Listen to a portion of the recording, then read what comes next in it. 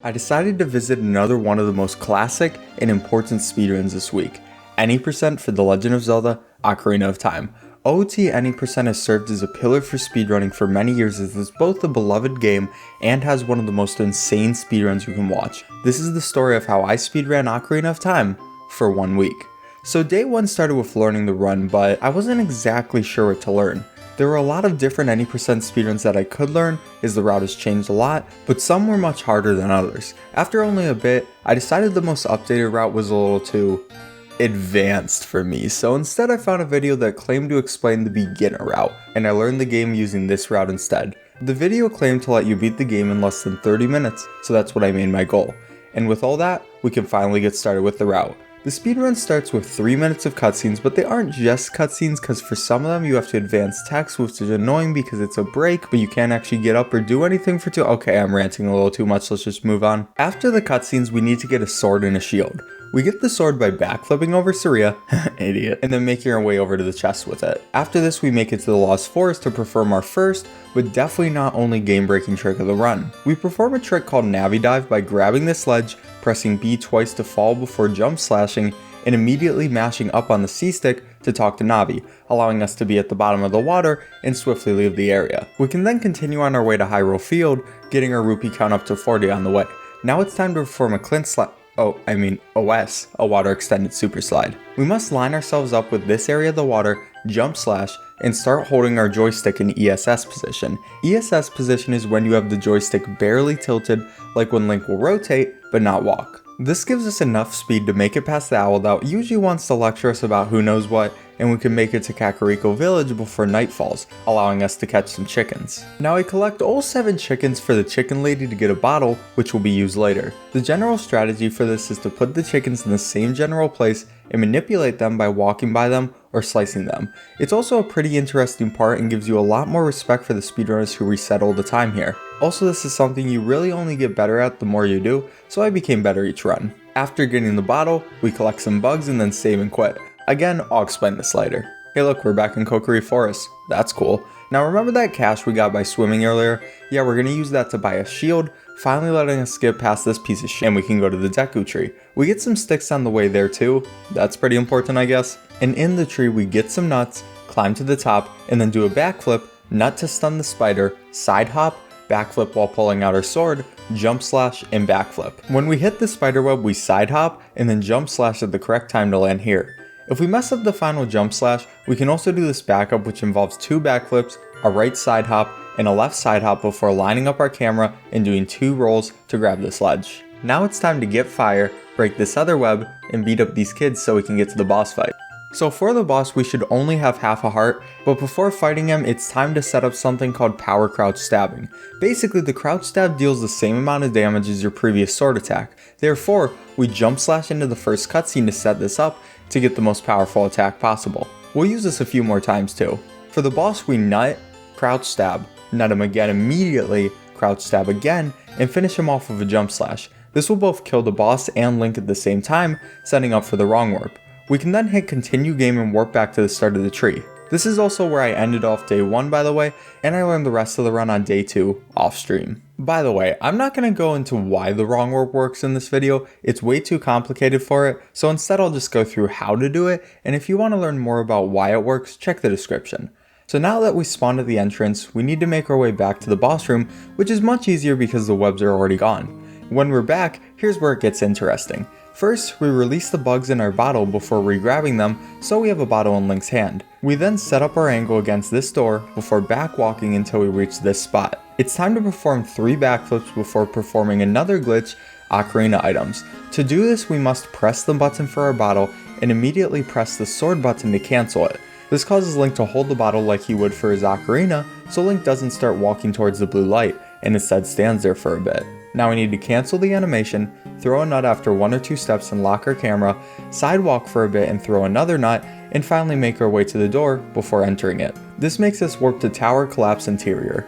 We just need to walk through a door, and the game thinks we've already beaten Ganon because we warped to the tower collapse state, so it starts the tower collapse cutscenes. It's time to make our way down to the tower, making sure not to hit any sitting fire boulders of pain and death because they will burn our shield and crash our game since we aren't supposed to be young Link here. We also reach a room where we need to fight 2 enemies. So we first activate the same jump attack effect as earlier before doing yet another glitch, ISG, or Infinite Sword Glitch. Basically, we need to crouch stab, lock onto an enemy, and then use Navi's advice by pressing up with the C-stick. This makes Link's sword, or stick in this case, constantly active and anything that collides with it will take damage. This lets us make quick work of the enemies. Also, one last thing is if you position yourself right in the middle of these gates before Zelda opens them, she'll give you a kiss. And we finally made it to Ganon. Yeah, Ganon's easy. We activate ISG and just keep hitting his tail while staying between his legs when we can't. It's really hard to die here. We need to hit him 3 times, get our Master Sword even though we won't use it, activate ISG again, and hit him 6 more times. We finally call time as we hit the last blow. Yeah, that was a lot of explaining, but now we can finally do our first runs. Well, the next day I mean. Now I've got a confession to make. Some of these runs weren't exactly real. See, there are a lot of hard tricks in this run, but the ones that really gave me troubles were the Goma boss fight and the wrong warp.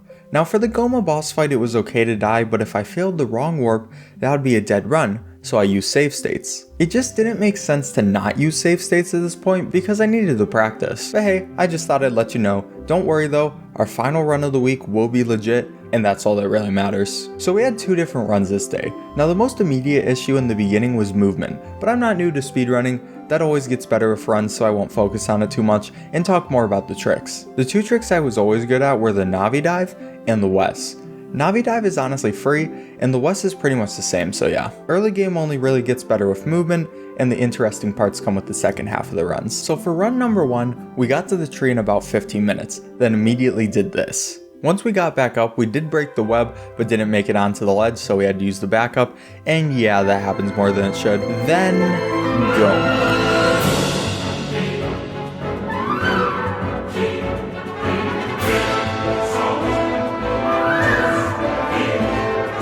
Thank God we have save states. And then the wrong warp went surprisingly well and first try, but we died to Ganon out of my stupidity and forgot to save states, so that's fun.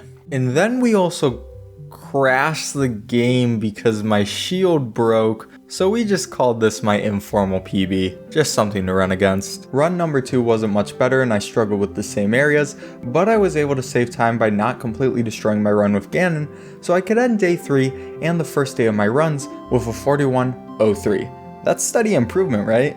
Then day 4 was just a practice day, you know, the usual Goma and wrong warp practice, so we can just skip past that. So let's go on to day 5, and this day was full of time save. Yeah, my practice paid off.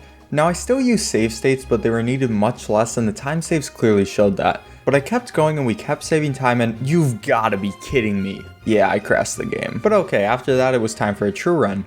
Right? Yeah, I think so.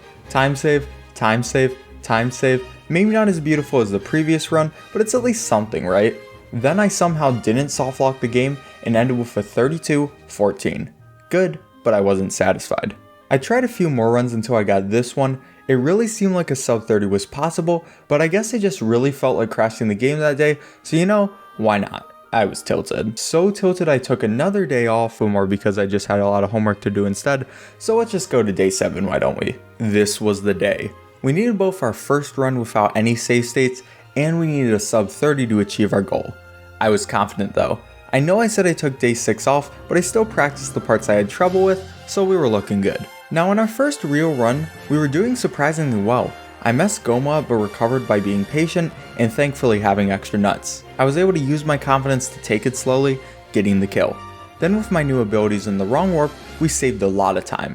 Finally, the end is really hard to mess up once you're good at the game, so I just kinda got the sub 30, a 29:35 to be exact, but I wasn't satisfied. It was good and I got my goal, but I still had so much improvement left in me. I failed a lot of runs that day, but I finally told my stream, last run. Last chance, chat. You know, at least we got the sub 38. And what a run it was.